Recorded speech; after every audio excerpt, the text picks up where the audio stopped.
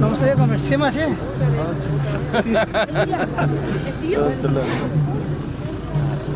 लाउनु भयो एउटा त माथि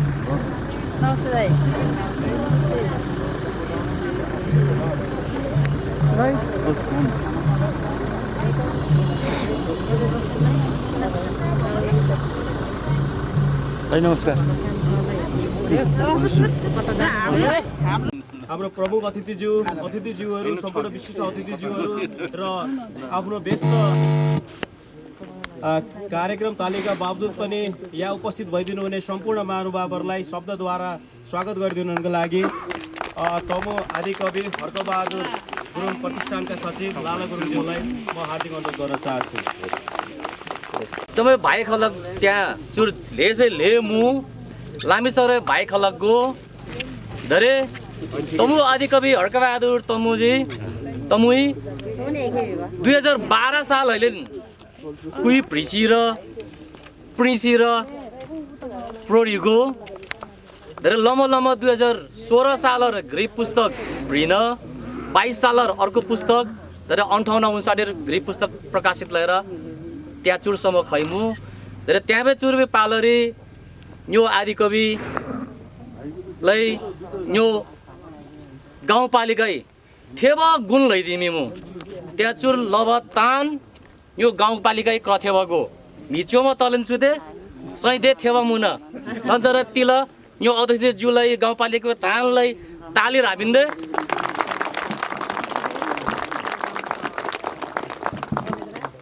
धरे चुरबे न्युलबे लालाले पारा ल्याउँदो रहेछ एकदम मिठो है। अब मिन्दाई यो होम दाई लगायत यो दिदी किरण दाई लगायत जम्मलाई न फेरि सुदे स्वागत विषय न चुन्न खाई ओर्छे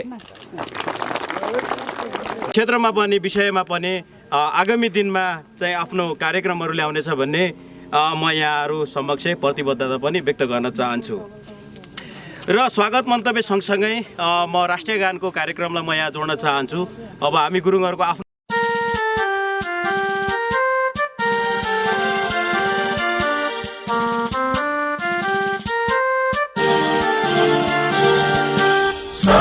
थुङ्गा फुलका हामी एउटै माला नेपाली सार्वभौम भई फैलिएका मेची महाकाली सायो थुङ्गा फुलका हामी एउटै माला नेपाली सार्वभौम भई फैलिएका मेची महाकाली प्रकृतिका कोटि कोटि सम्पदाको आचल वीरहरूका रगतले स्वतन्त्र अचल ज्ञान भूमि शान्ति भूमि तराई पहाड हिमाल अखण्ड यो प्यारो हाम्रो मातृभूमि नेपाल बहु जाति भाषा धर्म संस्कृति छन् विशाल अग्रगामी राष्ट्र हाम्रो जय जय नेपाल।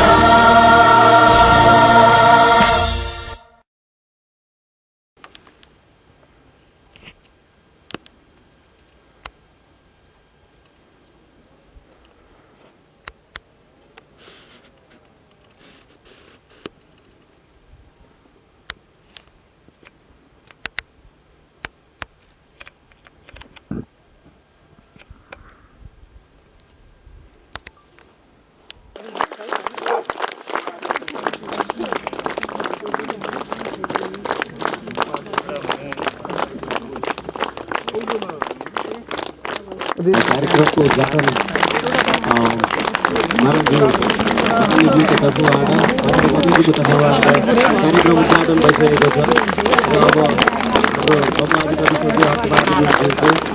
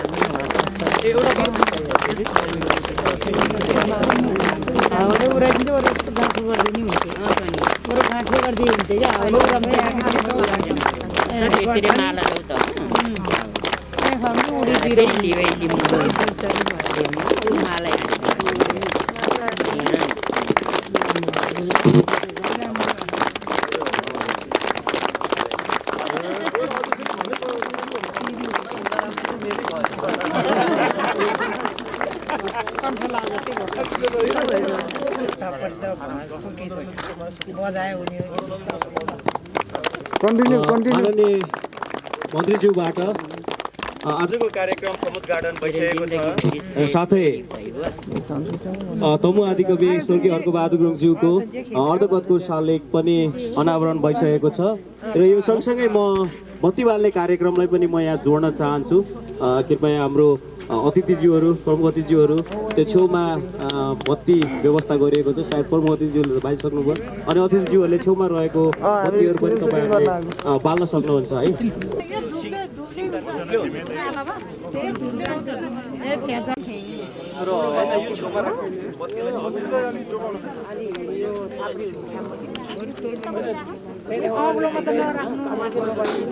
त्यो खदाहरू इँटामाथि राखिदिनुहोस् न, सर्लक सर्लक गरेर परेन फोटोलाई एउटा भए हुन्छ।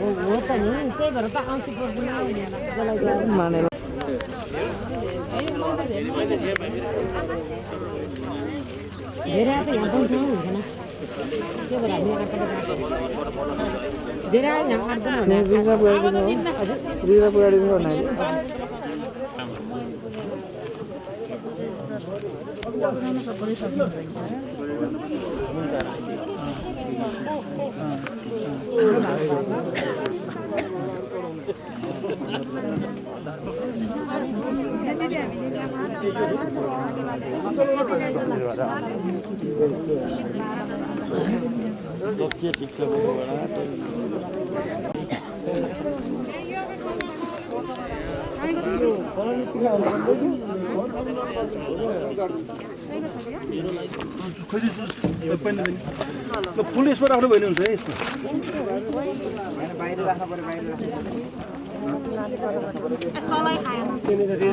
एउटा लाइनमा बस्नु न।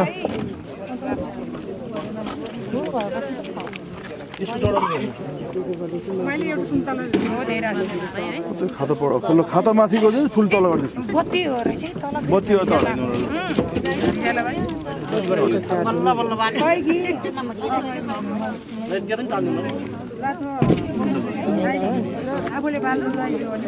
फुल यसमा गरिदिनुहोस्, खाताहरूले माथि खाता गएर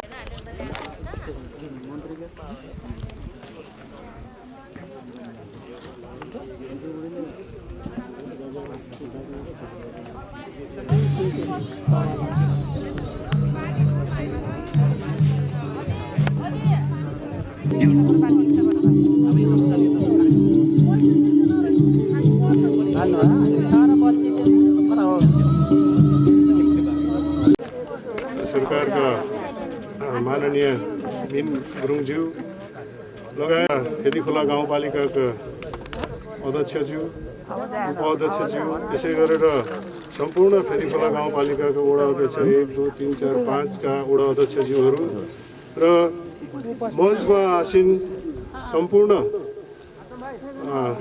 हाम्रा अतिथिहरू र सबै गाउँले दाजुभाइ दिदीबहिनीहरूमा मेरो हार्दिक नमस्कार।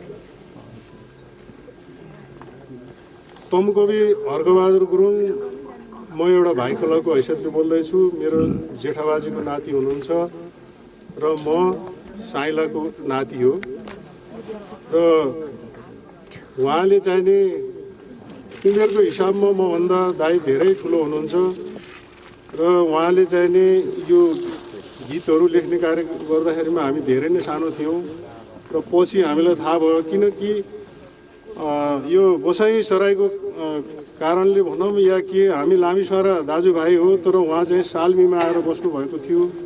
त्यस कारणले गर्दाखेरिमा मैले एउटा स्मरण के गर्न चाहन्छु भने मलाई हाम्रो कान्छी बजैले दसैँमा टिको लगाउँदाखेरिमा टिको लगाएर चाहिँ नि साल्मीको माइला दाई जस्तै बन है भनेर भन्नुभएको थियो। तर साल्मीको माइला दाई भन्ने को हो मलाई थाहै थिएन किनभने उहाँ उमेरको हिसाबले गर्दाखेरिमा र आखिरीमा ठुलो भएपछि मलाई थाहा लाग्यो उहाँ आदिकवि हर्कबहादुर गुरुङ भनेर हामीलाई थाहा लाग्यो कि हाम्रो भाइ हो भनेर दाइ हो भनेर। र मैले उहाँलाई चाहिँ नि अहिले पुरै भन्नुपर्दा मेरो हातमा धेरै छ यो भन्दाखेरिमा समय धेरै जान्छ होला त्यस कारणले म छोटकरीमा भन्न चाहन्छु उहाँको चाहिँ नि उहाँले चाहिँ नि यो नेपाल सरकारको चाहिँ नि खरदार जागिर खानुभयो। त्यसपछि त्यो कार्यक्रममा चाहिँ उहाँहरूले धेरै विभिन्न प्रकारको गीतहरू गाउँदै हिँड्नुभयो रहेछ। गीत गाउने कार्यक्रममा चाहिँ नि उहाँहरूले एक दुईजना जाँड खाने मान्छेहरूले आफूमाथि अटेक पनि गर्न आए किनभने हाम्रो गुरुङ समाजमा भर्ती हुने चलन त्यो बेलामा के भन्नुभयो अरे उहाँहरूले भने त गुरुङको छोरा भएर लाउरे नभएर यहाँ यसरी चाहिँ नि गाइनेले जस्तो गीत गाउँदै हिँड्ने भनेर पनि भन्नुभयो अरे उहाँलाई। पछि चाहिँ नि फेरि उहाँहरूले चाहिँ नि क्षमा पनि याचना गर्नुभयो अरे किनभने साथीहरूले चाहिँ नि यो उहाँ त चाहिँ पढाइ लेखेको किनभने त्यो बेलामा स्कुलै थिएन। त्यो बेलामा स्कुलै नहुने बेलामा पनि 10 पास गर्नु भनेको चाहिँ एकदमै ठुलो कुरा थियो र उहाँले चाहिँ नि एसएलसी पास गरेपछि दामगढे अहिले यो मावि भएको छ त्यस्ताका चाहिँ नि प्रावि थियो त्यो प्राविमा प्रधान अध्यापक गर्नुभएको रहेछ। त्यसपछि चाहिँ नि उहाँहरूले चाहिँ नि यो नेपाल सरकारको चाहिँ जागिर खानुभएको रहेछ। त्यो जागिर पनि खाँदै गर्ने र गीत गाउने क्रममा चाहिँ नि उहाँले झन्डै 3.5 दर्जन चाहिँ गीत गाउनु भएको रहेछ र रेडियो नेपालमा ठाडे भएको सुनेमा गीत जस्तोहरू पनि उहाँले रेकर्ड गर्नुभएको रहेछ। तर त्यो पुरानो टाइपको क्यासेटहरू भएको कारणले अहिले हामीले धेरै खोज तलासी गऱ्यौँ त्यो पाएनौँ।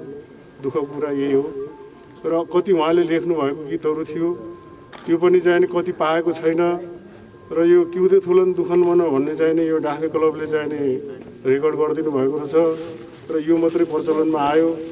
त्यसपछि अहिले अन्तिममा आएर चाहिँ 2056 सालमा एउटा यो पेछा आमाले संस्कृति जोगाउँ भन्ने चाहिँ एउटा क्यासेट मैले निकाल्दाखेरिमा उहाँले चाहिँ एउटा यस्तो गीत लेखेर दिनुभयो मलाई कि एउटा विदेशीको हराएको छोरा यो वास्तविक हो। अहिले पनि धेरै हाम्रो दाजुभाइहरू चाहिँ विदेशमा हराएको छ।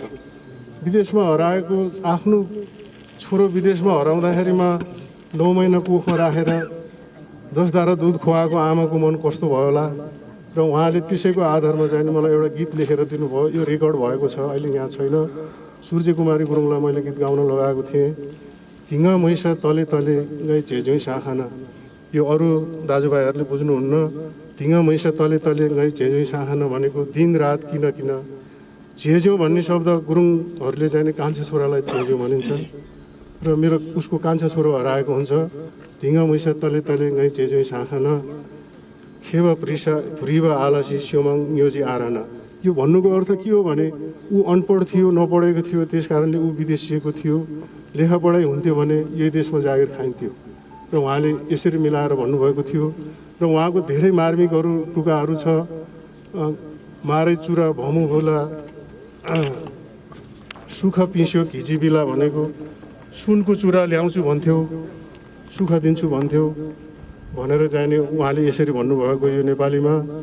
र गई चेज्यो खवन भन आगुई हुलर शिवन भन भनेको मेरो छोरो आउनै हराएछ मेरो कान्छा छोरो विदेशीमा मर्नै लेखेको रहेछ र यो सबै भन्न त म भ्याउँदिनँ।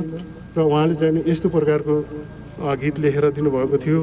र गीत चाहिँ नि मैले रेकर्ड गराएको 2000। धन्यवाद छ बहादुर सिंह गुरुङ बाजेलाई। योजना मन्त्रालय मन्त्रीज्यूको माननीय मन्त्रीज्यूको निजी सचिव तेजबहादुर चाक्लिक सरलाई म हार्दिक अनुरोध गर्न चाहन्छु।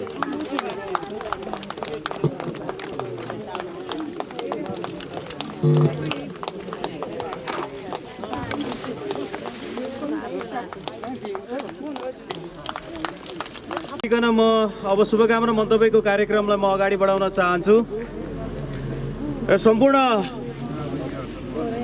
तमु सङ्घ संस्थाहरूको तर्फबाट प्रतिनिधित्व गर्दै हाम्रो साझा घर तमुदी नेपालका अध्यक्ष ओमबहादुर गुरुङ सरलाई म आफ्नो शुभकामना मन्तव्य राखिदिनुको लागि म हार्दिक अनुरोध गर्न चाहन्छु।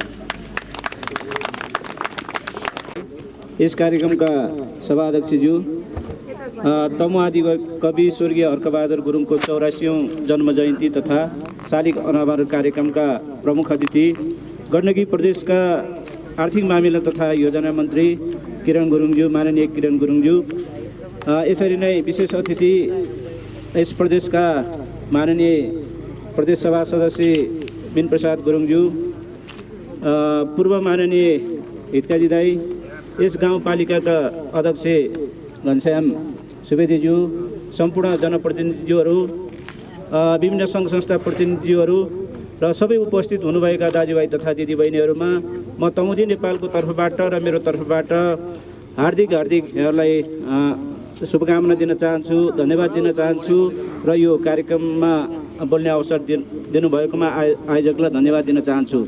सबैभन्दा पहिला तमुहरूको आदिकवि स्वर्गीय हर्कबहादुर गुरुङप्रति म श्रद्धासुमन अर्पण गर्न चाहन्छु।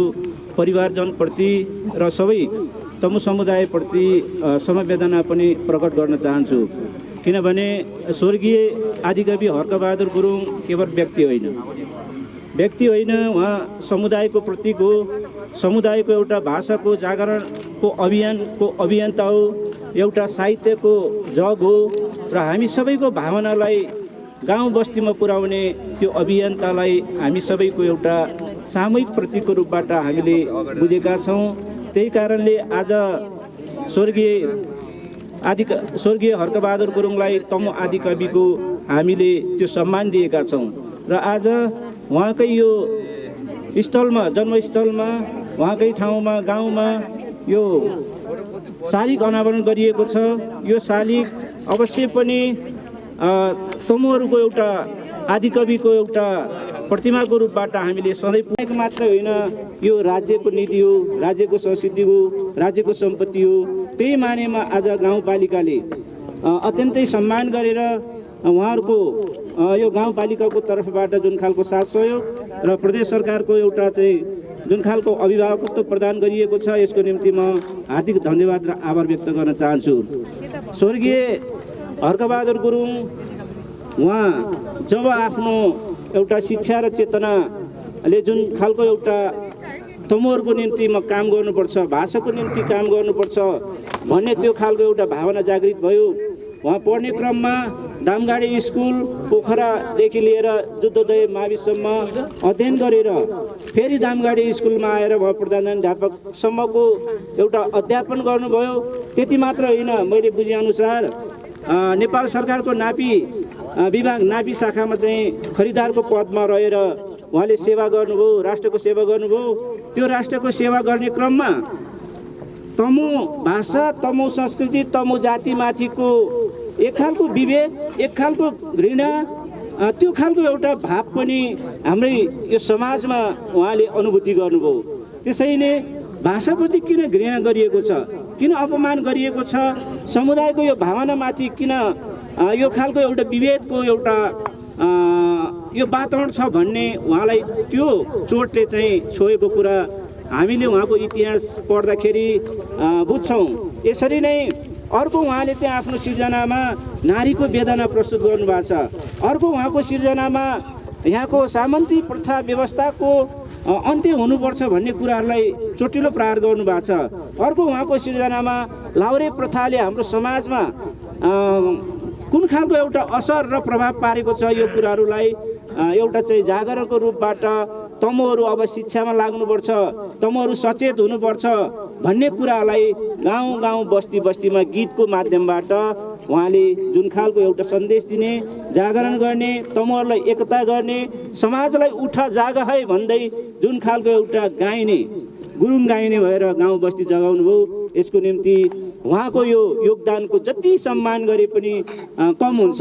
त्यो हुनाले आगामी दिनमा हामी सबै अबको पुस्ताले उहाँले हिजो जुन योगदान दिनुभयो त्यो योगदानलाई सम्मान गर्दै उहाँको पदमा हामी अगाडि लाग्नुपर्छ र त्यो पदमा लाग्ने क्रममा तमुदी नेपालले विभिन्न सहयोगीहरूको, खास गरी युकेमा रहनुभएका आदरणीय योगेश गुरुङ, सुमल कुमार गुरुङ लगायत विभिन्न सहयोगदाताहरूको एउटा चाहिँ भावनाको कारणले तमुदी नेपाली विगत 5 वर्षदेखि तमु आदिकवि स्वर्गीय हर्कबहादुर गुरुङज्यूको स्मृतिमा हामीले अक्षय कोष पनि सञ्चालन गरिआएका छौँ र वर्षेनी हामीले 4 जना सम्मानित गर्दै आएका छौँ र अहिलेको लोछारमा हामीले 4 जना व्यक्तित्वलाई सम्मान गर्न पायौँ र हाम्रै आजको प्रमुख अतिथि आदरणीय हाम्रो आर्थिक मामिला तथा योजना मन्त्री माननीय मन्त्री किरण गुरुङज्यूको बाहुलीबाट हामीले वरिष्ठ लोकगायक अमर बिराई गुरुङ, समाजसेवातर्फ पौरक्षी नेपालका संस्थापक अध्यक्ष मन्जु गुरुङ, यसरी नै विदेशमा रहनुभएका समाजसेवीहरू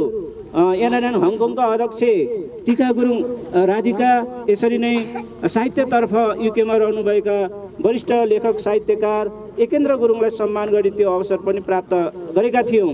र आगामी दिनमा म के आग्रह गर्न चाहन्छु भने हाम्रो यो प्रतिष्ठान र तमुदी नेपाल लगायत हामी सङ्घ संस्थाहरू मिलेर अब तमु आदिकवि स्वर्गीय हर्कबहादुर गुरुङको यो स्मृतिलाई अझै चिरस्थायी बनाउनको निम्ति, कार्यक्रमलाई प्रभावकारी बनाउनको निम्ति, फलदायी बनाउनको निम्ति, सृजनात्मक बनाउनको निम्ति तमुदी नेपालले पनि त्यो अक्षय कोष मार्फत यो स्मृति दिवसको कार्यक्रममा हामी सहभागी भएर चाहिँ अगाडि बढ्न हामी तत्पर रहेको कुरा पनि यहाँलाई जानकारी गराउँदै फेरि पनि आदरणीय स्वर्गीय हर्कबहादुर गुरुङले हामीलाई देखाउनु भएको बाटो भनेको एउटा शिक्षामा लाग्नुपर्छ भन्ने बाटो हो, एउटा राष्ट्र सेवामा जुट्नुपर्छ भन्ने बाटो हो। अर्को कुरा समाजमा समानता चाहिन्छ, विभेद हुनुहुन्न। हाम्रो भाषा भनेको एउटा अमूल्य निधि हो, यसको जागरण हुनुपर्छ र सबै चाहिँ नागरिक सचेत हुनुपर्छ र सबै सचेत र सबै समान हौँ भन्ने त्यो खालको उहाँले सन्देश दिनुभएको छ। र हामी विदेशी र अर्काको मुलुकमा गुलाम भएर काम गर्ने तमुदी नेपालका अध्यक्ष हुमबहादुर गुरुङ सरलाई अबले 2074 सालमा जति बेला स्थानीय सरकारको यो निर्वाचनको प्रक्रियामा थियो त्यति बेलामा नै तत्कालीन समयमा नेकपा एमालेको घोषणा पत्रमै हामीले यो आदिकविको रूपमा उहाँलाई सम्मान गर्ने र प्रतिष्ठानको रूपमा विकास गर्ने र उहाँहरूको कृतिलाई चाहिँ छपाएर अनि विद्यार्थीको माझ पनि लग्ने र विभिन्न कृतिहरूलाई प्रकाशित गरेर प्रचार प्रसारमा ध्यान दिने हाम्रो जुन लक्ष्य थियो त्यो लक्ष्य रूप नै हामीले हाम्रो कार्ययोजना अन्तर्गत विगत 2 वर्षदेखि हामीले जन्म जयन्ती विशेष गरी प्रतिष्ठान र गाउँपालिकाकै आयोजनामा कामहरू गर्दै आइरहेका थियौँ। यसै सन्दर्भमा यो वर्ष हामीले यो अर्धकटको मूर्ति स्थापना गर्ने, यसमा एउटा पार्क निर्माण गर्ने र त्यो पार्कको निम्ति हामीले एउटा यसको मास्टर प्लान डिपिआर गाउँपालिकाले गरिरहेको छ र अहिले सुरुवातको समयमा हामीले थोरै बजेटबाट यो अनावरणको प्रक्रियामा अगाडि बढ्यौँ र आज हाम्रो मन्त्रीज्यूले यसलाई अनावरण गरिसक्नु भएको छ। म उहाँलाई हृदयदेखि धन्यवाद पनि व्यक्त गर्न चाहन्छु। वास्तवमा हामी कला संस्कृतिमा अत्यन्त धनी छौँ। हाम्रो आदिकवि हर्क गुरुङले लेखिएका कुराहरू, उहाँले आफ्ना कृतिहरू यिनै अङ्ग्रेजी माध्यममा हुन्थे भने आज विश्वमा ह्यामलेट जस्ता चर्चित कुराहरू अथवा शेक्सपियरका रूपमा आउने थुप्रै ग्रन्थीको रूपमा चाहिँ अगाडि बढ्दै होलान्। तर यो भाषा आफैमा अल्पसङ्ख्यक हुँदैन, तर यो लोपोन्मुख पनि हुँदैन, तर यो भाषा आफैमा पनि सबैले बुझ्ने कुरा पनि नहुँदो रहेछ। तर यसलाई माध्यम चाहिँ बनाउनु पर्ने रहेछ, जुन उहाँले आफ्नो त्यो समयमा चाहिँ विभिन्न आफ्नो वैदेशिक रोजगारमा बाहिर जाने अनि भर्तीका कुराहरूदेखि लिएर जुन हाम्रो गुरुङ संस्कारमा देखिएको यो मृत्यु संस्कारको काम लामो समय बढी खर्चिलो यस्ता कुराहरूलाई कम गर्नको निम्ति यति समाजवादी उहाँका सन्देशहरू छन्। जुन अन्यायमा परेका व्यक्तिहरूको विरुद्धमा आवाज उठाउनुपर्छ, समाजलाई एकजुट भएर बोल्नुपर्छ। उहाँहरूका यस्ता कुरा जुन क्रान्तिकारी विचारहरू थिए ती विचारहरू उहाँले जुन गुरुङ भाषामा लिपिबद्ध गर्नुभएको छ, उहाँले जुन कृतिहरूलाई चाहिँ प्रकाशित गर्नुभयो र कुन विभिन्न ठाउँको कृतिहरूमा धेरैले सहयोग गरिरहनु भएको छ र कतिपय अप्रकाशित भएका कृतिहरूलाई चाहिँ आज गाउँपालिकाले सङ्ग्रह गरिरहेको अवस्था छ। यसमा विशेष गरी हामीले हाम्रो शिक्षा शाखाको रामचन्द्र गुरुङ सर र बहादुर सिंह दाईलाई हामीले जिम्मा दिएका छौँ र हामीले यति बेला स्थानीय पाठ्यक्रम पनि निर्माण गरिरहेको अवस्था छ। त्यो स्थानीय पाठ्यक्रममा हामीले अवश्य पनि कक्षा 1 देखिबाट कक्षा 8 सम्मको विद्यार्थीलाई हाम्रो यही क्षेत्रमा रहेका हिजोदेखिका परिचित धार्मिक ऐतिहासिक पर्यटकीय अनि संस्कृतिसँग जोडिएका व्यक्तिहरूको जीवनी लगायत अन्य क्षेत्रको विषयमा पनि जानकार गराउने, त्यसमध्ये पनि हाम्रो हर्क गुरुङज्यूको जीवनीलाई त्यसमा आबद्धता गराएर उहाँले जुन आफ्ना कृतिहरू छन् ती कृतिहरूलाई पनि हामीले स्थानीय पाठ्यक्रममा समावेश गरेर विद्यार्थीलाई कक्षा कोठामै पढाउने जुन उद्देश्यका साथ यो कामलाई पनि फेदीखोला गाउँपालिकाले अगाडि बढाइरहेको कुराहरू म तपाईँलाई जानकार गराउन चाहन्छु। हामी नयाँ शैक्षिक सत्र अहिले वैशाखबाट अब हाम्रो नयाँ शैक्षिक सत्र सुरुवात हुन्छ, त्यति बेला हामीले हाम्रो विद्यार्थीलाई उहाँको जीवनी पढाउँदैछौँ। यो कुरा पनि म आजको माझमा मान्य मन्त्रीज्यू यहाँ हुनुहुन्छ, हाम्रो मान्य संसदज्यूहरू, उहाँलाई यो फेदीखोला गाउँपालिकाले गरेको प्रयासको बारेमा जानकार गराउन चाहन्छौँ। हामी उहाँको यो शालिग निर्माणको लागि चाहिँ ठाउँ खोज्ने सन्दर्भमा हाम्रो पूर्व मान्यज्यू हितकाजी गुरुङज्यूसँग धेरै सल्लाह गऱ्यौँ। धेरै उहाँहरूको पनि सल्लाह सुझाव र ठाउँहरूको उपयुक्तको विषयमा यही ठाउँ नै उपयुक्त हुनसक्छ, किनकि हामीले उहाँको जन्मथलो पनि थियो र उहाँको जन्म घर पनि छ। त्यो घरमा गरिरहँदाखेरि पछि थुप्रै विकास गर्न सक्यो भने सङ्ग्रहालयको रूपमा विकास गर्न सकिएला, तर कम्तीमा पनि यो धेरै मान्छेहरू हिँडडुल गर्ने, धेरै मान्छेको सम्पर्कमा आउने, पर्यटकीय हिसाबले पनि राम्रो सम्भावना बोकेको यो रामकोट र उहाँको जन्मथलो पनि नजिकै भएको ठाउँमा कम्तीमा पनि दिनमा 100-200 जना मान्छेले उहाँको बारेमा कसको शालिग रहेछ, के रहेछ, कस्तो व्यक्ति हुनुहुँदो रहेछ भनेर कम्तीमा पनि जानकारी लिन सजिलो होस्, बुझ्न सकोस् भनेर हामीले यो ठाउँ छनौट गरेका हौँ। तसर्थ कतिपय हाम्रो लामिछारातिरको दाजुभाइहरूको हाम्रो पञ्चबोली त्यो डाँडामा गर्न पाएको भए पनि राम्रै हुन्थ्यो भन्ने राम्रो सुझावहरू दिनुभएको थियो। अन्यथा त्यसलाई हामीले नलिउँ, यो किनकि अलिकति बढी हाइवेको साइड भएको हुनाले हामीले यो ठाउँलाई चाहिँ हाम्रो गाउँ कार्यपालिकाको बैठकबाटै निर्णय गराएर यो ठाउँ चाहिँ छनौट गरेका छौँ। अत्यन्त राम्रो छ।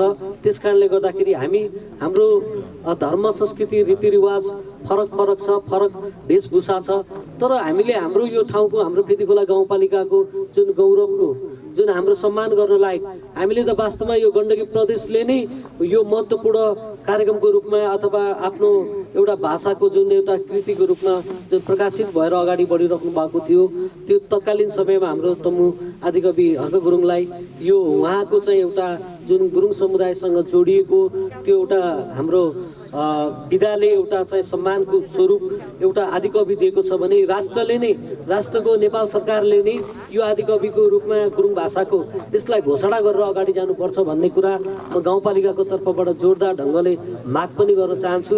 र हामीले क्षेत्रबाट पाल्नुहुने धेरै साथीहरू, आमा बुवा दाजुभाइ दिदीबहिनीहरू, हाम्रा परिवारजनहरू सबैप्रति मैले उत्तिकै उहाँहरू सबैलाई सम्मान गर्दै अन्तमा हाम्रो आदिकवि हर्क गुरुङप्रति भावपूर्व श्रद्धाञ्जली अर्पण गर्दै परिवारजनमा हार्दिक समवेदना व्यक्त गर्दै आफ्नो भनाइ अन्त्य गर्न चाहन्छु।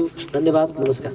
फेदीखोला गाउँपालिकाका प्रमुख आदरणीय घनश्याम सुवेदी सरलाई यो प्रतिष्ठान स्थापनाको भन्दा पहिलाको कुराहरू र प्रतिष्ठानले अब गर्न सक्ने कुराहरू र गाउँपालिकाले के कस्ता योजनाहरू यो मार्फत ल्याउन चाहिरहेको छ, यो विषयमा उहाँले चाहिँ स्पष्ट पारेर गइसक्नु भएको छ।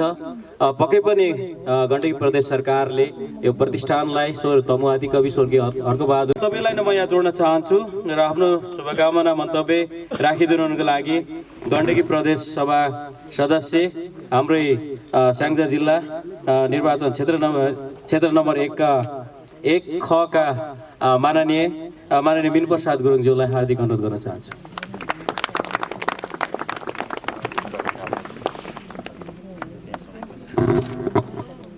धन्यवाद।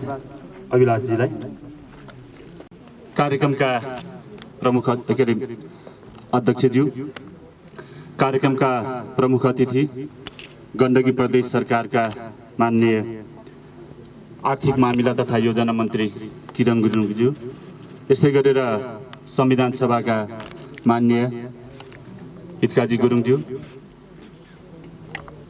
फितीखोला गाउँपालिकाका अध्यक्षज्यू घनश्याम सुवेदी, यस्तै गरी उपाध्यक्ष देवी थापा लगायत सम्पूर्ण जनप्रतिनिधिहरू र हाम्रो माझमा गुरुङहरूको एउटा अभियन्ता तमु सांस्कृतिक भाषा यो सम्बन्धमा र पत्रकार पनि हुनुहुन्छ र नेपाल तमुदी नेपालका अध्यक्ष होम तमुज्यू, यस्तै गरेर अन्य पत्रकार साथीहरू र यहाँ उपस्थित अति आदरणीय हाम्रा हर्क गुरुङका आफन्तजनहरू, परिवारजन, इष्टमित्र र सम्पूर्ण उपस्थित यहाँ महानुभावहरूलाई मेरो हार्दिक नमस्ते, अभिवादन।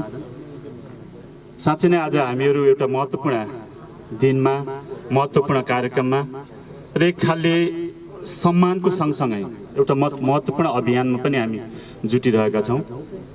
यो खालि उहाँसँगको सम्मानको कुरा मात्रै नभएर तमु भाषा, संस्कृति र तमुहरूकै विषयमा हाम्रो पुरानो, हाम्रो परम्परा, हामीले अगाडिका व्यवसाय, पेसा सँगसँगै अहिले राज्यले हामीप्रति गरेको भेदभावका कुराहरू हामी कतिपय उठाइरहेका छौँ। त्यही सवालमा हामी आफू कतिको त्यो सहकार्य गर्नलाई राज्यले निश्चितता प्राप्त गरेका, व्यवस्था गरेका कुराहरूलाई अङ्गीकार गरेर हामी आफूले उपयोग गरेर त्यहाँ सहभागी हुने कुरा, यी सम्पूर्ण कुराहरूको चेतनामूलक किसिमबाट उजागर गर्ने एउटा महत्त्वपूर्ण पाटो या त्यो दिन पनि हो भन्ने कुरा मलाई लाग्छ यहाँ अहिले उभिरहने बेलामा। हामीले यसो नेपालको जनसाङ्ख्यिक हिसाब किताबलाई हेर्ने हो भने हिजो राणाको कुरा छाडिदिनुहोस्, त्यति बेला कुरा पञ्चायत आयो, त्यो पनि बेग्लै, बहुदलीय 46 सालको आन्दोलन पछिका कुराहरूमा पनि बिस्तारै यी कुराहरू कहीँ कतै उठिरहने या उठाइरहने कुरा या त्यो बेलामा पनि जति जे जस्ता अपेक्षाहरू थिए त्यो कुरालाई कति सम्बोधन भयो भन्ने कुरा एउटा पाटोको कुरा होला। नेपालकै जनसङ्ख्याको कुरा गरिरहने बेलामा पनि तपाईँ हामीलाई थाहा छ, लगभग अब 58 को जनगणनाले त 2,64,00,000 चान्चुन चाहिँ नि भन्छ, अहिले 3 करोडको हाराहारीमा पुग्यो होला। त्यतिखेर तमुहरू चाहिँ नि लगभग 2.39, 2.5% पनि छैन। भन्नाको मतलब 7 लाखको हाराहारीमा नेपाल अधिराज्यभरि तमुहरू बस्छन् र त्यही क्रममा उहाँले बोल्ने भाषाको कुरा, हामीले अङ्गीकार गर्ने संस्कारको कुरा भन्ने हो भने त्यो अझ सबै तमुहरूले भाषा बोल्ने कुरा, सबै तमुहरूले आफ्नो संस्कार संस्कृति चाहिँ हामीले अवलम्बन गर्ने कुरा, त्यो कुरा फेरि अझ पनि त्यो जनसङ्ख्याको हिसाबभन्दा पनि तल छ। गण्डकी प्रदेशकै कुरा गरिरहने बेलामा साँचो भन्ने हो भने त अब हामी तमुवानको कुरा नि गऱ्यौँ, मूल थलो खोला सोथार जुन चाहिँ तमुहरूको उद्गम स्थलको अहिले हामीहरू एउटा राज्यले प्रयत्न त गरेका छ, अझै पनि हामी सन्तोषजनक किसिमबाट या जे जति चाहिने त्यसलाई अगाडि ल्याउन पनि हुन पर्ने त्यो कुरा अझै पनि व्यवस्थित हुन सकिराखेका छैन। त्यसका थुप्रै पाटाहरू छन् है। त्यहाँ चाहिँ राज्यले चाहिँ नीति बनाउने, बजेट छुट्याउने या कार्यक्रम ल्याउने कुरा एउटा पाटो हुने रहेछ। अर्कोतिर हामी तमुहरू नै विशेष गरेर अर्काले गरिदिने भन्ने कुरा भन्दा पनि हामी तमुहरूको अभियन्ता हामी आफै त्यही भित्रबाट केही कुरालाई त्यसलाई अलि विशेष किसिमबाट हृदयङ्गम गरेर अगाडि बढ्यो भने त्यो पाटो अलि सकारात्मक र अलि सहज किसिमबाट र चाँडो हुने रहेछ। त्यस्तो किसिमको अभाव पनि अहिले हामीहरू देखिरहन्छन्। खालि हामीलाई सद्भाव राख्ने अनि सहयोग गर्ने त्यस्ता व्यक्तित्वहरूले गरिरहने बेलामा अलिकति धकल्न पनि डोडाउन पनि जस्तो त्यो खालले चाहिँ त्यसरी गरिरहेको स्थिति देखिन्छ। त्यसो भएको हुनाले पनि तमु अब यो गण्डकी प्रदेशकै कुरा गरिरहँदाखेरि पनि हामीहरू त्यही नेपालकै जनसङ्ख्याको हिसाब किताब जस्तै हामीहरूका ब्राह्मण अनि त्यसपछि मगरहरू अनि त्यसपछि क्षेत्री अनि त्यसपछि तमुहरू विशेष चौथो रूपमा या चाहिँ 24 लाखभन्दा बेसी जनसङ्ख्याको हिसाब गर्ने बेलामा हामी 3 लाखकै हाराहारीमा तमुहरूको बसोबास गण्डकी प्रदेशमा छ। पनि भयो रोधी भन्न साथ त्यसको अङ्ग्रेजी त्यसको चाहिँ उल्था केही पनि हुँदैन, नेपालीमा त्यसको अर्को उल्था पनि हुँदैन। यो चाहिँ स्वाभाविक रूपले गुरुङ भाषाबाट नेपालीकरण हुँदै विश्वकरण भइसक्यो। यो स्थितिबाट यो खालले जति व्यापक रूपमा प्रयोग सहजता हुन्छ यो खालले चाहिँ जाने कुराहरू भएको हुनाले पनि यो मैले निवेदन गर्न खोजेको कुरा के भन्दाखेरि यस्तो चाहिँ नि हाम्रो एउटा खालले अहिले जसरी हामी आदिकवि अध्यक्षजीले भन्नुभएको थियो स्वारूपले यो एउटा अभियान हो र अहिले हामीहरू तमुहरूले बिचमा हामीहरू तमुहरूको आदिकवि भन्ने राखेका छौँ। तर यसले अथेन्टिक रूपमा होइन त्यो राज्यले चाहिँ नि या प्रदेश सरकार या चाहिँ नि के अरे नेपाल सरकारले यसलाई आधिकारिकता दिएर तमुहरूको चाहिँ राष्ट्रकवि हो भनेर त अहिले घोषणा भएको छैन। यो पनि एउटा अभियान र आन्दोलनको कुरा हो। यो पनि चाहिँ के त भन्दा यो कार्यक्रममा हामीले बिर्सन नहुने र हामी सबै उपस्थितहरूले बिर्सन नहुने कुरा पनि के हो त भन्दा हामी खालि हामीले आदिकवि भनेर मात्र होइन क्या, त्यसको चाहिँ विषयमा त्यो त्यसका पनि सर्टेन केही क्राइटेरियाहरू पनि होला।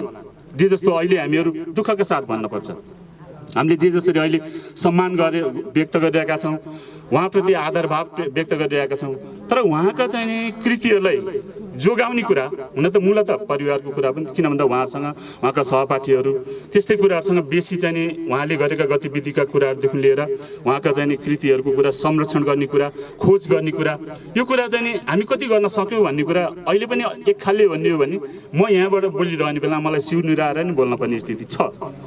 किन भन्दा म हिजो थोरै समय तमुदी नेपाल होइन कि तमु छोजादीसँग चाहिँ नि रिलेटेड सम्बन्धित हुनुहुन्थ्यो। हामी केही कार्यक्रमहरूमा जान्थ्यौँ, हिँड्थ्यौँ, गर्थ्यौँ, तर त्यतिखेर यसको गम्भीरतालाई या यसलाई भोलि चाहिँ एउटा हाम्रो इतिहास हो, संस्कार हो, या चाहिँ यो चाहिँ एउटा ऐतिहासिक निधि हुन्छ र यसलाई जोगाउनुपर्छ र पुस्तान्तरण गर्नुपर्छ, त्यस्तो किसिमबाट कहिल्यै सोचिएन कि मैले पनि सोचिनँ। त्यसो भएको हुनाले यो कुरा एकदम गम्भीर चाहिँ नि जे जति हामी अहिले उहाँप्रति सम्मान व्यक्त गरिरहने बेलामा या चाहिँ हामी आदिकवि भनेर गइरहेका छौँ, यसलाई पुष्ट्याउनको लागि उहाँका चाहिँ कृतिहरूलाई हामीहरूले चाहिँ सुरक्षित राख्ने, त्यसलाई उजागर गर्ने अनि त्यसको चाहिँ व्यवस्थित किसिमबाट जस्तो हामी प्रतिष्ठानको कुरा रहेछौँ त्यहाँ संरक्षित किसिमबाट राख्ने र एकदमै धन्यवाद म दिन चाहन्छु फेदीखोला चाहिँ गाउँपालिकालाई जुन खालले चाहिँ यो अभियान यो चाहिँ स्रष्टालाई सम्मान गर्ने, यो निधिलाई चाहिँ पहिचान गरेर फेदीखोला गाउँपालिकाको एउटा सम्पत्ति हो, साझा सम्पत्ति हो, यो तमुहरूको या उहाँहरूको परिवारको इष्टमित्रको मात्रै नभएर तमु भाषा संस्कृति र राष्ट्रकै एउटा चाहिँ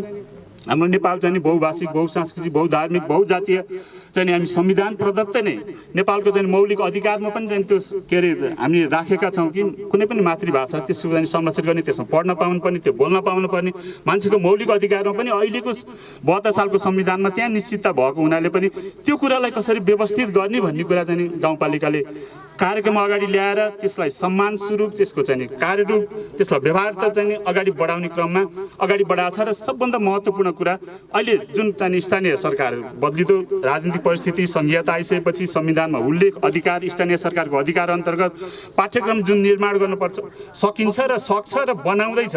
अनि त्यो अन्तर्गत चाहिँ हर्क गुरुङ हर्क गुरुङलाई यहाँको चाहिँ एउटा फेदीखोला गाउँपालिकाको एउटा स्रष्टाको रूपमा र त्यो सँगसँगै प्रदेश अनि नेपालकै तमुहरूको चाहिँ एउटा अमूल्य निधिको रूपमा उजागर गर्ने, त्यो ऐतिहासिकतालाई कायम राख्ने र बचाइराख्नको लागि जुन पाठ्य पुस्तकमा चाहिँ राखेर आफ्ना सन्ततिहरू तमुहरूलाई मात्र नभएर सम्पूर्ण चाहिँ फेदीखोलावासीहरूलाई त्यस बारेमा चिनाउने अनि अरू नेपालीहरूलाई पनि चिनाउने, अरू विदेशीहरूलाई पनि त्यो बारेमा जानकारी गराउने जुन अहम चाहिँ भूमिका खेल्नु भएको छ। म यही मञ्चबाट चाहिँ हार्दिक सम्मान चाहिँ फेदीखोला गाउँपालिका अध्यक्ष लगायत उहाँहरूको टिमलाई चाहिँ गाउँपालिका परिवारलाई दिन चाहन्छु। त्यसो भएको हुनाले यस्ता कामहरू मलाई लाग्छ हामीहरू अहिले आज यहाँ उभिरहने बेलामा प्रदेश सरकारका माननीय मन्त्रीजी हुनुहुन्छ, हामीले पनि केही ढिलाइ भएको छ यो विषयमा, यो काम गर्नको लागि, यो विषयलाई चाहिँ हामी सहकार्य गर्नको लागि हामी पनि अगाडि हातेमालो गरेर होस्टेमा हैसो गरेर जानुपर्ने छ। न कि चाहिँ के त भन्दा तमु भएको नाताले मात्र होइन कि एउटा ऐतिहासिक धरोहरहरू र संविधान त कानुन त सामाजिक रूपले के अरे राजनीतिक रूपले सबै रूपले पनि त्यो एउटा चाहिँ ऐतिहासिक नीतिको जगेर्ना गर्ने राज्यको दायित्व भएको हुनाले पनि सबै भाषालाई फुल्न दिन पनि सबै संस्कृतिले चाहिँ फुल्न पाउनुपर्ने र त्यो संस्कार र संस्कृतिहरूको सबैको चाहिँ संस्कार संस्कृतिको जगेर्ना गर्यो भने मात्रै राष्ट्रको उन्नति या समृद्धिको नारा जुन हामीले भनिराखेका छौँ त्यसलाई चाहिँ परिपूर्ति गर्न या परिपूरक गर्न के अरे पूर्ण गर्नको लागि त्यसले एउटा टेवा दिने भएको हुनाले पनि यो विषयमा पक्कै पनि मन्त्रीजीले केही चाहिँ यहाँ हामीलाई चाहिँ निर्देश गर्नु नै हुनेछ सरकारको नीतिगत उसले। मेरो व्यक्तिगत रूपमा भन्नुपर्दा हामी सहकार्य गर्न तयार छौँ। मान्यहरूले चाहिँ अब यसो सानोतिनो रकम उसर्ने हुन्छ भोलिका दिनहरूमा पक्कै पनि यो सांसद विकास कोष के भन्ने हामी त्यो नाम चाहिँ जे भने पनि पूर्वाधार विकास कार्यक्रम अन्तर्गत पक्कै पनि यो अमूल्य निधिलाई संरक्षणको लागि यो महत्त्वपूर्ण काम त्यति मात्र होइन, संस्कार संस्कृति बचाउनु मात्र होइन, अघि नै साथीहरूले भन्नुभयो जस्तै यो चाहिँ एउटा पर्यटकीय चाहिँ ठाउँ पनि हो सालमे लगायतका यो डाँडा त्यतिखोला गाउँपालिका त्यसै पनि एकदम पर्यटकीय स्थलहरूले भरिपूर्ण छ। त्यही मध्ये चाहिँ गण्डकी प्रदेशको समृद्धि प्राप्त गर्नेको पहिलो खुड्किलो पर्यटनलाई आधार पनि बनाएको हुनाले पनि त्यसलाई पनि टेवा पुग्ने यो ठाउँमा चाहिँ यो कार्यक्रम चाहिँ या यो चाहिँ कार्यक्रम अगाडि बढ्न गइरहेको भएको हुनाले पनि त्यसमा पक्कै पनि हातेमालो गरिएन भने त्यसको चाहिँ कन्जुसाइ मात्र होइन हाम्रो दायित्व चाहिँ निर्वाहमा कहीँ न कहीँ चाहिँ अलिकति खर्किनेछ। त्यसो भएको हुनाले म भोलिका दिनहरूमा यहाँहरूसँग सहकार्य गरेर आर्थिक रूपले भौतिक रूपले त्यति मात्र होइन अरू चाहिँ नि अरू जे जुन पक्षहरूमा मेरो सहकार्यको आवश्यक हुन्छ या मैले त्यो सहजता प्रदान गर्न सक्ने मैले क्षमता राख्छु त्यसमा चाहिँ सहयोग गर्ने प्रतिबद्धता सहित यसलाई निरन्तरता दिउँ र यसलाई अझ व्यापकता बनाऊ। यो कुनै व्यक्तिको हर्क गुरुङप्रतिको सम्मान सँगसँगै हाम्रो चाहिँ तमु भाषा संस्कृतिको पनि एउटा सम्मानको विषय हो भन्ने मलाई लाग्छ र तमुहरूको मात्रै नभएर नेपालका जनजातिको मात्रै नभएर नेपालका जातिहरूको पनि चाहिँ के त भन्दा यो सम्मानको कुरा सायद जोडिन्छ भन्ने मेरो आफ्नो विश्वास छ। यही कुराहरू यहाँसँग निवेदन गर्दै आफ्नो भनाइ अन्त्य गर्छु। धन्यवाद। किरण गुरुङज्यूलाई हार्दिक अनुरोध गर्न चाहन्छु।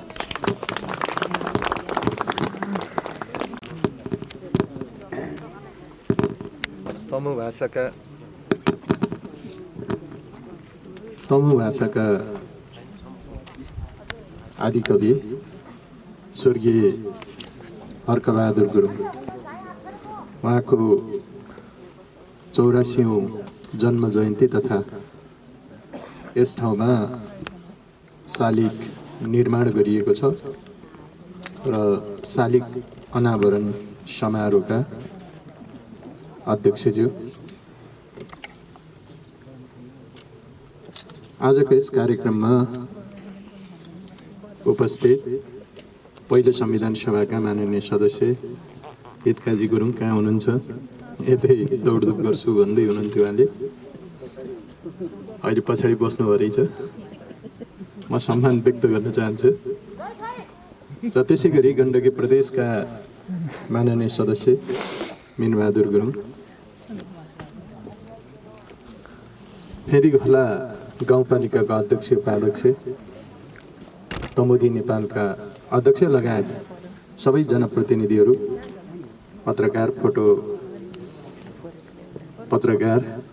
फोटोग्राफर, अब सबै दाजुभाइ दिदीबहिनीहरूमा म सर्वप्रथम हार्दिक अभिवादन टक्राउन चाहन्छु। सर्वप्रथम त म स्वर्गीय हर्कबहादुर गुरुङका बारेमा उहाँको यो तमु भाषा गुरुङ भाषाको गीत र कविताका बारेमा मैले त्यति धेरै अध्ययन गरेको छैन। पुस्तक प्रकाशित भएको छ भन्ने मैले कला मन्दिर बेला बखतमा विभिन्न कार्यक्रम हुँदाखेरि डाके कला मन्दिरमा त्यस बेला चाहिँ बगरभन्दा अलि माथि एउटा के टोल भनेर भनिन्थ्यो, मैले अहिले बिर्सेँ।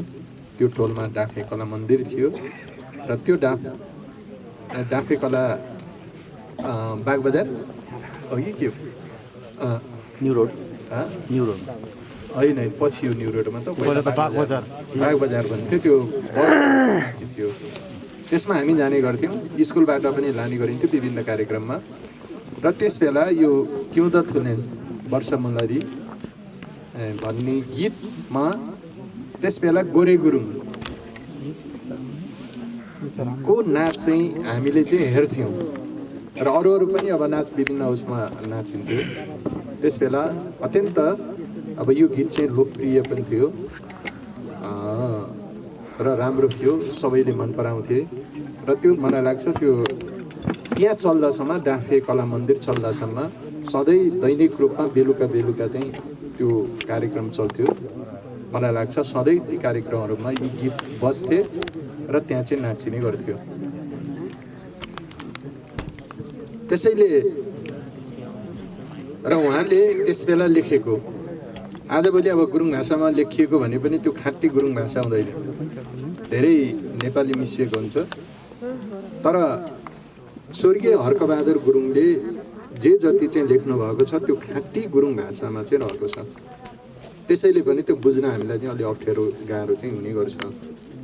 र त्यस बेलादेखि नै उहाँले कलम चलाउनुहुन्थ्यो र त्योभन्दा पनि मैले यहाँ स्वर्गीय हर्कबहादुर गुरुङसँगको एउटा नाता सम्बन्ध साइनो सम्बन्धको बारेमा पनि मैले यहाँहरूलाई जानकारी गराउन चाहन्छु।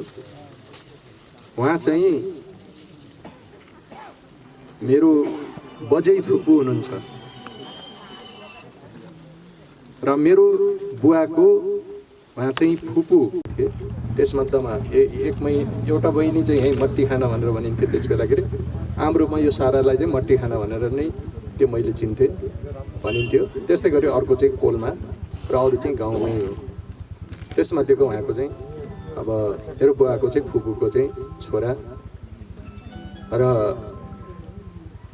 त्यो पछि पनि अब भेटघाट भइरहन्थ्यो। तर अब मेरो चाहिँ फेरि अब त्यति भेटघाट चाहिँ भएन। अब बुवासँग त हुन्थ्यो अब सोल्टी भएर भेटघाट गर्ने काम, घरमा आउने बस्ने सबै कुरा चाहिँ हुन्थ्यो। अनि यहाँ फुपूको चाहिँ छोरा भनेर उहाँले भन्नुहुन्थ्यो। अनि तर म फेरि अलि राजनीतिमा लागेको कारणले गर्दाखेरि पनि मैले यो पारिवारिक नाता सम्बन्धसँग मेरो त्यति चाहिँ त्यस बेला पनि धेरै मैले चाहिँ आफ्ना नातादारहरूलाई पनि मैले चिन्दिनँ। राजनीतिक मान्छेहरूलाई चिन्छु, राजनीतिक नाता भएको मान्छेहरूलाई टाढा टाढाकोलाई पनि चिन्छु, तर आफ्नै घर परिवार आफन्त नाता सम्बन्ध भएकोलाई मैले त्यति चिन्दिनँ। यो राजनीतिमा लागेपछि त्यस्तै हुँदो रहेछ। फेरि अब आफ्नो नातापातालाई पनि अब धेरै अब नजिकको सम्बन्ध राख्न नहुने, भोलि चाहिँ नातापातालाई यसो गरे उसो गरे भन्ने आरोप पनि आउने भएर होला। अब राजनीतिमा लागिसकेपछि राजनीतिक नाता सम्बन्ध त्यो जहाँ चाहिँ अघि माननीयज्यूले अब कुरा उठाउनु भएको छ अब आदिकविको सन्दर्भमा। अब यो आदिकवि अब नेपाल सरकारले पनि मान्यता दिनुपर्छ भन्ने उहाँको चाहिँ अब भनाइरहेको छ। र त्योभन्दा पनि अब हामीले अब विभिन्न भाषाका चाहिँ विभिन्न संस्कृतिहरूका होइन आदिकविदेखि लिएर त्यो भाषा त्यो समाजले जोसुकैलाई पनि अब मान सम्मान गर्न चाहिँ सक्छ। त्यसको निम्ति मलाई लाग्छ कुनै पनि अब सरकारी अब राज्यबाटै त्यो मान्यता प्राप्त गर्नुपर्छ भन्ने मलाई चाहिँ लाग्दैन। तर केही अब शहीद कसलाई मान्ने भन्ने सन्दर्भमा, विभूति कसलाई मान्ने भन्ने सन्दर्भमा त्यसमा चाहिँ अब राज्यको एउटा कुनै चाहिँ नियम होला, मापदण्ड होला, अर्थात् राज्यले पनि भन्नुपर्ने होला। त्यस्तै गरेर अब महाकवि चाहिँ लक्ष्मीप्रसाद देवकोटा भन्ने यो नेपाली भाषाका मलाई लाग्छ कुनै राज्यले भनिएको होइन। त्यस बेला चाहिँ सम्मानको निम्ति कसरी सुरु गरे, अब कवि शिरोमणि भनेर चाहिँ सुरु गरे। त्यो जगतले त्यो क्षेत्रले जसले भन्नुपर्ने त्यो साहित्यिक अब क्षेत्रले त्यो समाजले भनिसकेपछि आदिकवि चाहिँ भानुभक्त आचार्य भए। त्यस्तै गरेर कवि शिरोमणि भनेर लेखनाथलाई चाहिँ भनियो। त्यस्तै गरेर महाकवि भनेर चाहिँ लक्ष्मीप्रसाद देवकोटालाई चाहिँ भनियो। यसरी चाहिँ भन्ने चलन हुन्छ। त्यस्तै गरेर चाहिँ तमु भाषाको निम्ति मलाई लाग्छ अहिलेसम्म अब सबैभन्दा अब आदि भनेको सबभन्दा पहिलेको भनेर भन्ने हो हामीले बुझ्ने भनेको। अब तमु भाषाको त्यसभन्दा अगाडि पनि अब गीत लेखिएन त्यो भन्दा पनि अब मौखिक ढङ्गले अब गीत लेखियो होला, गाइयो होला, के गरियो होला त्यो आफ्नो ठाउँमा छ। तर लिखित रूपमा चाहिँ अब गीत लेख्नेमा अब उहाँ नै पर्नुहुन्छ। त्यस कारणले गर्दाखेरि अब तमु भाषाको आदि कवि र कविता उहाँले चाहिँ अब लेख्नुभएको छ, लिपिबद्ध गर्नुभएको छ। कतिपय अब रेकर्डिङहरू गीत चाहिँ रेकर्डिङ भयो, ती रेकर्डहरू चाहिँ प्राप्त हुन चाहिँ सकेन भन्ने कुरा छ। त्यसको अब खोजी त अब गर्नु नै पर्छ। मलाई लाग्छ अहिलेसम्म पनि प्राप्त नभइसकेपछि अहिलेको जस्तो चाहिँ ती सबै रेकर्डहरू चाहिँ सुरक्षित राख्ने खालको कुनै पनि माध्यम त्यस्तो खालको त्यस बेलाको चाहिँ प्रविधिमा रेकर्ड गरिएका अहिले चाहिँ जेसुकै हामीले चाहिँ फेसमा उ गर्न चाहिँ सकिन्छ, निकाल्न चाहिँ सकिन्छ। त्यस कारणले गर्दाखेरि त्यस्तो अवस्था हिजोको थिएन, हिजोको रेकर्डहरू त्यस्तो थिएन। त्यस कारणले गर्दाखेरि अब ती प्राप्त नहुन चाहिँ सक्छ। तर जे भए पनि अहिले हामीले अब जे जति पाएका छौँ र उहाँको बारेमा र उहाँले अब यो गुरुङ भाषाको बारेमा अब हामीले भाषा त बोल्छौँ, भाषा बोल्ने भन्दा पनि सबभन्दा ठुलो कुरो भनेको त्यसलाई चाहिँ लेख्ने हो। भाषाको संरक्षण भनेर हामीले जुन भन्छौँ एउटा बोलिने कुरा त हुँदै हो। सबभन्दा ठुलो कुरा भनेको भाषाको संरक्षण भनेको हाम्रो संस्कृतिको संरक्षण भनेको हामीले हाम्रो भाषामा हामीले चाहिँ लिपिबद्ध गर्नुपर्छ। त्यो गीतको माध्यमबाट होस् कि कविताको माध्यमबाट होस् कि त्यो कुनै लेखको माध्यमबाट होस् कि नाटक लेखेर होस् कि उपन्यास लेखेर होस् कि विभिन्न खालको चाहिँ साहित्यिक सृजना गरेर होस्, त्यसलाई चाहिँ लिपिबद्ध गरेर हामीले चाहिँ राख्न सक्यौँ भने हामीले हाम्रो भाषालाई चाहिँ जोगाउन चाहिँ सक्छौँ। बोल्ने कुरा आफ्नो ठाउँमा छ, बोल्नु पनि पर्छ। भाषा संस्कृति नै हाम्रो चाहिँ पहिचान हो। किनकि अब गुरुङ र मगरमा के छुट्याउने भन्दाखेरि अब गुरुङहरूको चाहिँ भाषा यो हुन्छ, मगरहरूको भाषा यो हुन्छ, गुरुङहरूको संस्कृति यो हुन्छ, मगरहरूको संस्कृति यो हुन्छ। त्यति मात्र होइन, वेशभूषामा पनि गुरुङहरूको यस्तो हुन्छ, मगरको यस्तो हुन्छ, अन्य जनजाति जातिहरूको चाहिँ भाषा संस्कृति यस्तो हुन्छ। अर्थात् जन्मेदेखि मर्दासम्म उनीहरूको चाहिँ विभिन्न चाहिँ गर्ने परम्पराहरू चाहिँ यो खालको रहन्छ, चालचलन चाहिँ यो रहेको छ। गाउँमै पछि पनि चालचलन र परम्पराहरू फरक फरक हुन्छ। अर्गौँ गर्दाखेरि पनि एउटा गाउँले चाहिँ गर्ने अर्गौँ र अर्को गाउँले गर्ने अर्गौँमा अलिकति फरक हुन्छ। त्यसका चाहिँ विभिन्न खालको चाहिँ विविधता त रहन्छ नै। त्यसले गर्दाखेरि यी सबै कुराहरू चाहिँ अब बोल्दाखेरि पनि एउटै कुराहरूलाई एउटा गाउँमा एक ढङ्गले भनिएला, अर्को ठाउँमा अलिकति भिन्नै खालको चाहिँ होला, अलिकति हिज्जे फरक होला, अलिकति उच्चारणमा चाहिँ फरक होला, त्यो पनि हुने गर्छ। त्यस कारणले गर्दाखेरि यी सबै कुरालाई चाहिँ अब हामीले चाहिँ जोगाएर चाहिँ संरक्षण गरेर चाहिँ जानुपर्छ। सबैको साझा बनाउने चिजहरूलाई साझा बनाउँदै पनि जानुपर्छ। र हाम्रा धेरै त्यस्ता संस्कृतिहरू छन् जनजातिहरूका, गुरुङको मात्रै होइन, धेरै जनजातिहरू। हाम्रो चाहिँ देश सानो भइसके भए पनि भौगोलिक हिसाबले जस्तो विविधता छ, त्यो भौगोलिक विविधता समाजमा पर्छ, मानव समाजमा चाहिँ पर्छ र संस्कृतिमा पनि पर्छ, धर्म र संस्कृतिमा पनि पर्छ। जति विविधता भौगोलिक हिसाबले हुन्छ त्यति नै हाम्रो चाहिँ सांस्कृतिक विविधता हामीले चाहिँ पाउँछौँ, धार्मिक विविधता हामीले पाउँछौँ। त्यही विविधता अहिले नेपालमा चाहिँ रहेको छ। नेपाल सानो छ तर पनि धेरै जात जाति भाषा भाषी विभिन्न परम्पराहरू संस्कृतिहरू हाम्रो देशमा जति, त्यसमा चाहिँ हामी जति धनी छौँ, मलाई लाग्छ त्यति ठुलो देशहरूसँग पनि त्यति धनी चाहिँ छैन। अहिले संसारमा त्यस्ता ठुल्ठुला देशहरू छन्, जनसङ्ख्याको हिसाबले ठुला ठुला चाहिँ देशहरू होलान्, तर सांस्कृतिक विविधताको हिसाबले उनीहरू हामीभन्दा चाहिँ गरिब छन्। त्यस कारणले गर्दाखेरि हामी गर्व गर्नुपर्छ कि हामी नेपालीहरू, त्यसैले पनि हामीले भन्छौँ हामी गरिब छैनौँ। आर्थिक हिसाबले, उन्नतिको हिसाबले हामी पछि परौँला, तर संस्कृतिको हिसाबले, परम्पराको हिसाबले हामी चाहिँ अगाडि छौँ भनेर हामीले चाहिँ गर्व हामी चाहिँ गर्छौँ। र अहिले हाम्रो देशमा विभिन्न जाति जनजातिहरू चाहिँ छन् अनि त्यसमा अब पहिचानको कुरा पनि उठिरहेको छ। त्यसैले हामीले भन्छौँ हाम्रो पहिचान के हो, गुरुङहरूको पहिचान के हो, हामी सबै लाग्नु पर्यो। साँच्चीकै हाम्रो पहिचान के हुनसक्छ, हाम्रो संस्कृतिमा हाम्रो विविधता के हुनसक्छ, हाम्रो छुट्टै पहिचान हाम्रो के हुनसक्छ, लाउने कुरामा के हुनसक्छ, बोल्ने कुरामा के हुनसक्छ, खाने कुरामा के हुनसक्छ, त्यस्तै गरेर गीत कविता हाम्रो चाहिँ नृत्यहरूमा के हुनसक्छ, यी कुराहरूको हामीले चाहिँ खोजी गर्नुपर्ने छ। र हाम्रो चाहिँ हामी कहाँबाट आयौँ, अघि अब खोला सोथारको कुरा आयो, खोला सोथारमा के भयो, खोला सोथारमा चाहिँ हाम्रो संस्कृतिहरू कुन कुन संस्कृतिको विकास भयो, हाम्रो चाहिँ अर्गुङ गर्ने पय गर्ने जुन भनेर भनिन्छ त्यो खोला सोथारबाट चाहिँ विकास भएको। त्योभन्दा अगाडि अझै चाहिँ पछ्यु संस्कृति थियो, केब्री संस्कृति थियो। पछ्यु केब्री भनेर भनिन्छ, औप्लेक भनेर भनिन्छ, मनाङमा पर्छ, जहाँ चाहिँ अहिले पनि त्यो एउटा पहरा, ऐना जस्तो ठुलो पहरा, त्यहाँ चाहिँ अब स्वर्गद्वारी भनेर चाहिँ भनिन्छ, त्यो स्वर्गद्वारी चाहिँ त्यहाँ छ, जहाँ चाहिँ हामीले चाहिँ गुरुङहरूले अब अर्गौँ गर्दाखेरि त्यहाँ पुगिसकेपछि, त्यो ठाउँमा पुगेपछि अर्गौँ चाहिँ समाप्त हुन्छ। भनेपछि अब हामी कहाँबाट आएका हौँ, हाम्रो थातथलो के हो, हामी चाहिँ विविध छौँ। गुरुङहरूमा पनि विविध छ र हाम्रो भाषाको कुरा गर्ने भने अहिले तमु भाषा एउटा भाषा हो, पछ्यु भाषा छ, पछ्युको चाहिँ उ गर्ने त्यो भाषा छ, त्यो पनि गुरुङहरू नै हो। त्यस कारणले गर्दाखेरि अर्को भाषा भनेको घले भाषा पनि छ। भन्नु त घलेहरूले चाहिँ हामी चाहिँ छुट्टै हो पनि भन्छौँ केही घलेहरूले, तर केही घलेहरूले चाहिँ फेरि चाहिँ गुरुङहरू नै भन्छ। घलेहरूको पनि छुट्टै चाहिँ भाषा रहेको छ।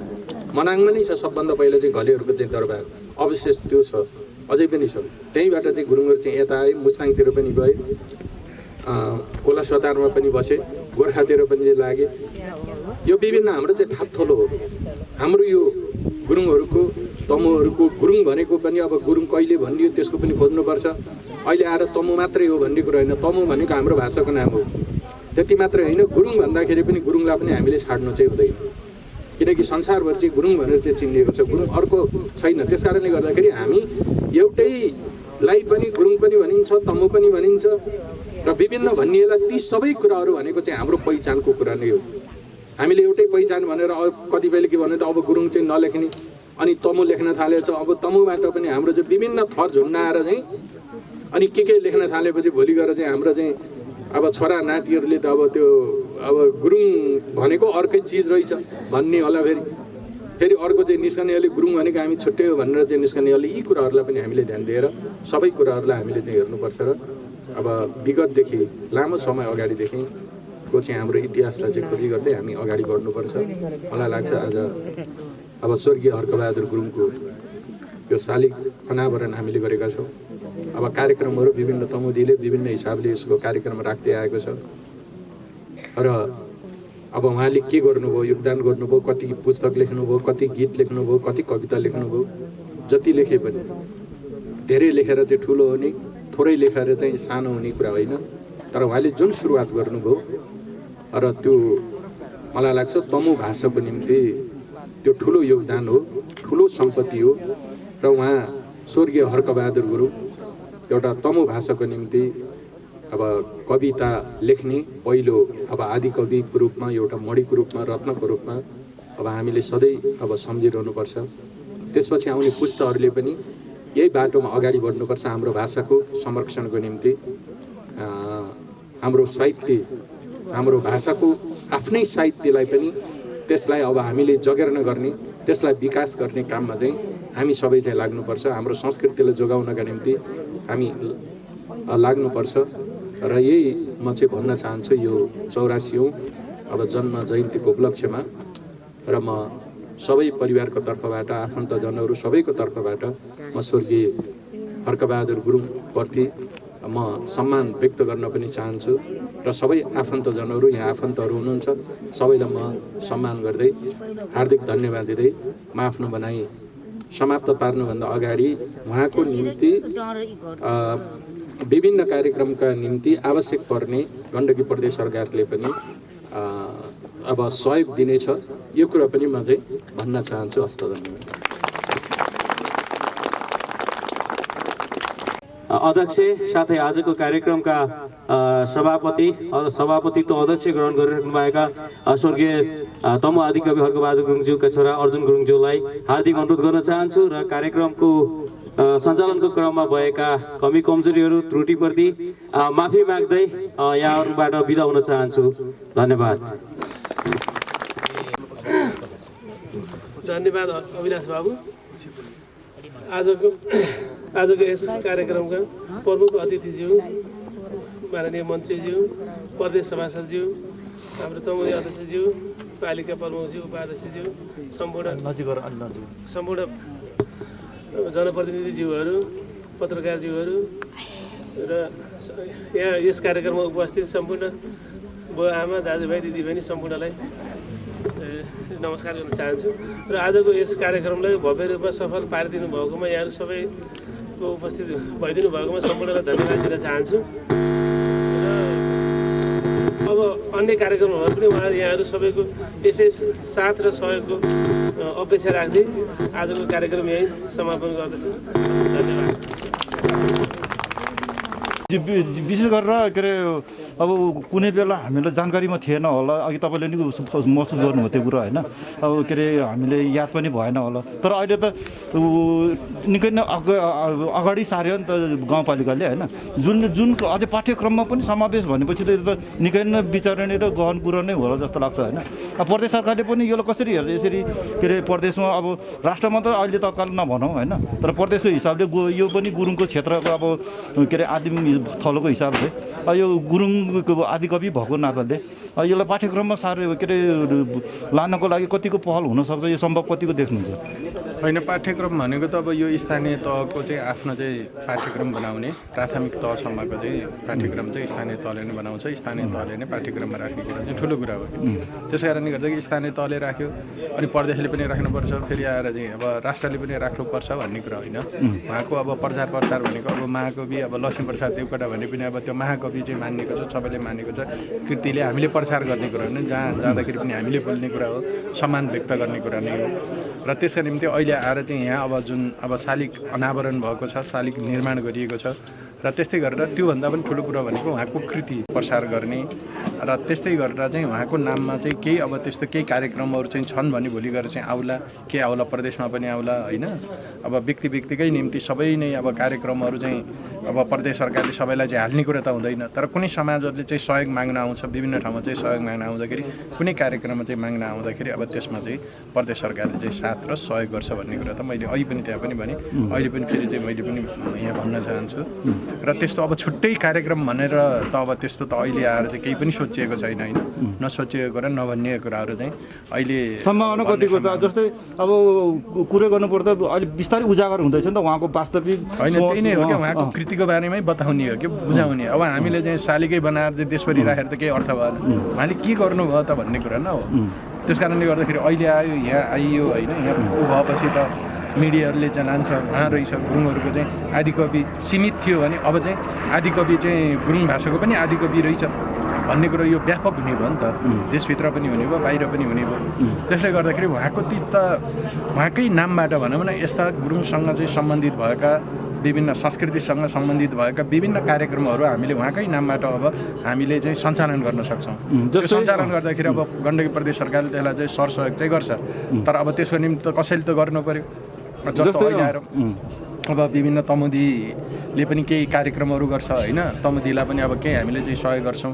त्यस्तै गरेर अरू विभिन्न चाहिँ कार्यक्रममा आउँदाखेरि चाहिँ सहयोग गर्छौँ। त्यो अब माथि सङ्घ सरकारले पनि चाहिँ सहयोग गरिरहेको छ, अब गर्ने नै छ र अहिले पनि त्यो कुराहरू चाहिँ हामीले चाहिँ गर्छौँ। तर समग्रमा हेर्ने हो भने त भाषाकै कारणले उहाँले यतिको योगदान नेपाली भाषामा गरेको भए होइन, अघि भनेको अहिले पनि कुरा आयो इङ्ग्लिस भाषामा गरेको भए म अर्कै रूपमा हुनुहुन्थ्यो होइन, तर भाषाकै कारणले त पछि त पऱ्यो नि त। त्यसले गर्दाखेरि विशेष एउटा के अरे एउटा विशेष उहाँलाई प्राथमिकता दिएर पछि परिएको रहेछ भन्ने हिसाब त्यस्तो खालको के कार्यक्रम हुनसक्छ होइन। त्यो यस्तो हो कि अब भाषा भनेको तपाईँको चाहिँ इङ्ग्लिस भाषा भनेको दुनियाँले पढ्छ होइन। अब इङ्ग्लिसमा लेख्न सक्ने हो भने तपाईँको चाहिँ सबभन्दा नराम्रो कृति लेखे पनि हजारौँले चाहिँ लाखौँले चाहिँ पढ्छ। अब हाम्रो चाहिँ भाषाको जुन चाहिँ सीमितता छ त्यसैकै आधारमा नै हो क्या, हामीले चाहिँ धेरैले पढ्यो भन्ने कुरा अघि त प्रसङ्ग बस उहाँले चाहिँ निकाल्नु भयो होला होइन, हेमलेटको कुरा निकाल्नु भयो, सेक्सपियरका कुरा चाहिँ निकाल्नु भयो। अब त्यस्तै खालको चाहिँ हुनुपर्छ भन्ने होइन क्या, हाम्रो जे छ त्यही नै हो नि त। गुरुङ भाषामा त परिचित हुनुहुन्छ, कसैले चाहिँ नचिन्ने हुँदैन। अब गुरुङ समाजमै हामीले गर्नु पऱ्यो, त्यही गुरुङ भाषामै पढ्नु पऱ्यो। अब त्यसलाई चाहिँ अनुवाद गरेर फेरि चाहिँ त्यस्तो मिठो चाहिँ हुँदैन। अनुवाद गरेका कुराहरू चाहिँ गुरुङ भाषाबाट नेपालीमा अनुवाद गरेका त्यस्तै ठेट शब्दहरू चाहिँ प्राप्त पनि हुँदैन, राम्रा पनि हुँदैन।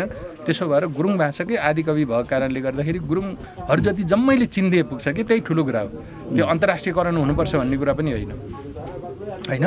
त्यस कारणले गर्दाखेरि उहाँले जे गर्नुभएको छ त्यही नै हो। अब इङ्ग्लिसमा लेखेको भए, नेपालीमा लेखेको भए अब के हुन्थ्यो, नेपालीमा कस्तो लेख्नुहुन्थ्यो थाहा हुँदैन होइन। त्यसलाई नै अनुवाद गर्दा नेपालीमा त्यति मिठो सुनिँदैन।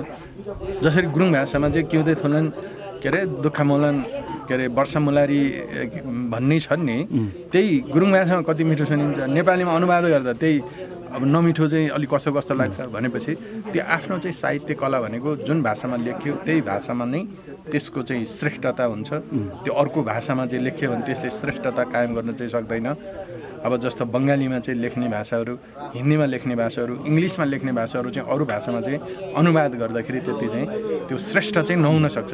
त्यस कारणले गर्दाखेरि उहाँको जे श्रेष्ठता जुन भाषामा चाहिँ थियो त्यो भाषामा त्यसैलाई नै हामीले प्रचार गर्ने हो, त्यसैलाई नै हामीले चाहिँ स्थापित गर्ने हो।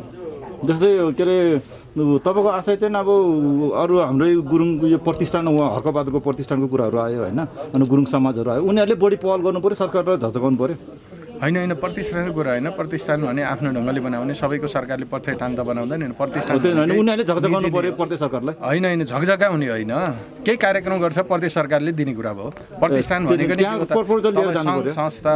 सङ्घ संस्था प्रतिष्ठान भनेको चाहिँ सरकारले बनाउने कुरा होइन, त्यो निजी क्षेत्रबाट अर्थात् सामुदायिक क्षेत्रबाट त्यो प्रयत्न। हर्कबहादुरको कुनै कार्यक्रम लिएर जानु पर्यो, त्यो त्यही नै हो। त्यो कार्यक्रम गरेर यो कार्यक्रम गर्ने, हामी यो गर्दैछौँ, कोही पार्क निर्माण गर्ने, अर्थात् केही कार्यक्रम गर्दाखेरि अब स्थानीय तहबाट चाहिँ पनि हुनु पर्यो होइन। अनि त्यो भयो भने त्यसमा चाहिँ हामीले चाहिँ सहयोग गर्छौँ, प्रदेश सरकारले, सङ्घ सरकारले पनि त्यही नै हो। ओके, धन्यवाद।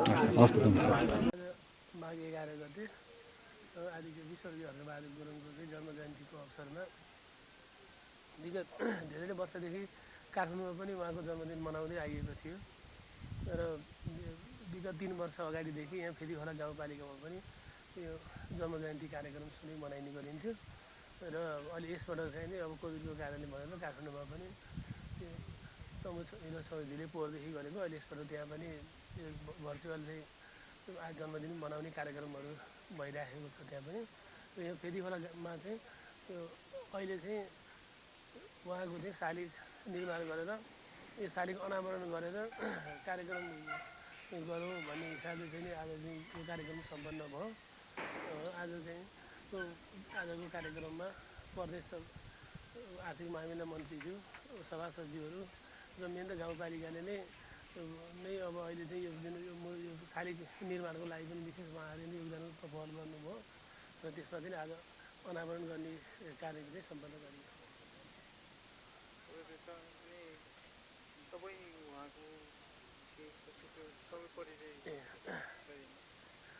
मेरो नाम म चाहिँ अर्जुन गुरुङ, म स्वर्गीय आदिकवि हर्कबहादुर गुरुङको छोरा र अहिले यो प्रतिष्ठान पनि हामी गाउँपालिकामा दर्ता गर्नु पर्यो। त्यो प्रतिष्ठानको पनि अध्यक्ष अहिले म।